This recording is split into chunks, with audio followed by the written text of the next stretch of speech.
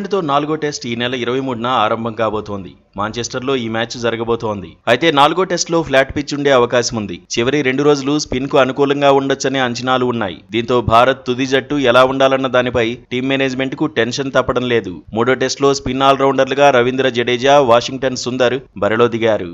బ్యాటర్గా జడ్డూ చేసిన మ్యాజిక్ అంతా ఇంతా కాదు. చేజింగ్లో చివరి వరకు పోరాటం చేశాడు. బౌలింగ్లో వాషింగ్టన్ సుందర్ మంచి మార్కులే సాధించాడు. బ్యాటింగ్లో డెప్త్ కూడా ఉంటుందనే ఉద్దేశంతో వాషింగ్టన్ సుందర్ను జట్టులోకి తీసుకుంది టీం మేనేజ్మెంట్. రవీంద్ర జడేజాను తప్పించే పరిస్థితి ఉండదు. వాషింగ్టన్ సుందర్ను కూడా ఖచ్చితంగా కొనసాగించాల్సిన పరిస్థితే. అయితే ఫ్లాట్ పిచ్ మీద స్పెషలిస్ట్ స్పిన్నర్ను తీసుకోవాలనే వాదన వినిపిస్తోంది. కుల్దీప్ యాదవ్ను బరిలో దించితే బాగుంటుందని మాజీలు సైతం అభిప్రాయపడుతున్నారు. కుల్దీప్ వేసే స్లో బంతులతో ఇంగ్లాండ్ ఆటగాళ్లు ఇబ్బంది పడతారని చెబుతున్నారు. బంతి నేరుగా వస్తుందా, టర్న్ అవుతుందా అనే కన్ఫ్యూజన్ ఆతిథ్య జట్టు బ్యాటర్స్ కు తప్పదంటున్నారు. తొలి 3 మ్యాచ్ల్లో బెంచ్కే పరిమితమైన కుల్దీప్ ను జట్టులోకి తీసుకోవడమే సరైన నిర్ణయమని చెబుతున్నారు. దీంతో స్పిన్ విభాగానికి సంబంధించి టీం మేనేజ్మెంట్ ఎటూ తేల్చుకోలేకపోతుందనే చర్చ జరుగుతోంది. పైగా మాంచెస్టర్ లో భారత్ కు పూర్ రికార్డే ఉంది. ఈ వేదికలో ఇండియా 9 మ్యాచ్లు ఆడింది. అందులో ఒక్క టెస్ట్ లోనే విజయం సాధించింది. 5 మ్యాచ్లు డ్రా అయ్యాయి. మరో 4 మ్యాచ్ల్లో భారత్ ఓడిపోయింది. పేస్ విభాగం బలంగానే ఉంది. బుమ్రా విశ్రాంతి తీసుకుంటాడని చర్చ జరుగుతున్నా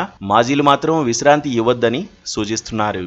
సిరాజ్ పైన అంచనాలు ఎక్కువే ఉన్నాయి. 2వ మ్యాచ్లో మాదిరిగా 3వ మ్యాచ్లో ఆకాష్ దీప్ ఇంపాక్ట్ చూపించలేకపోయాడు. టెస్ట్ టీంలోకి ఎంట్రీ కోసం హర్షదీప్ సింగ్ ఎదురు చూస్తున్నాడు. అభిమన్యు ఈశ్వరన్ సైతం వెయిటింగ్ లిస్ట్ లోనే ఉన్నాడు. పంతు స్పెషలిస్ట్ బ్యాటర్ గానే బరిలోకి దిగుతాడా, లేదంటే వికెట్ కీపర్ గాను సేవలందిస్తాడా అనేది ఆసక్తికరంగా మారింది. 3వ మ్యాచ్లో పంతు గాయపడడంతో వికెట్ కీపర్ గా ధ్రువ్ జురెల్ సేవలందించాడు. ధ్రువ్ జురెల్ ని కూడా జట్టులోకి తీసుకుంటే కరుణ్ నాయర్ బెంచ్ మీద కూర్చోవాల్సిందే. ఎందుకంటే 6 ఇన్నింగ్స్లో కలిపి 131 పరుగులే సాధించాడు. సిరీస్ లో ఒకే ఒక్క మ్యాచ్ లో ఆడిన సాయి సుదర్శన్ కూడా మళ్లీ తుది జట్టులో చోటు కోసం ఎదురు చూస్తున్నాడు. మొత్తంగా మాంచెస్టర్ లో భారత్ కు తుది జట్టు ఎంపిక పెద్ద సవాల్గా మారింది.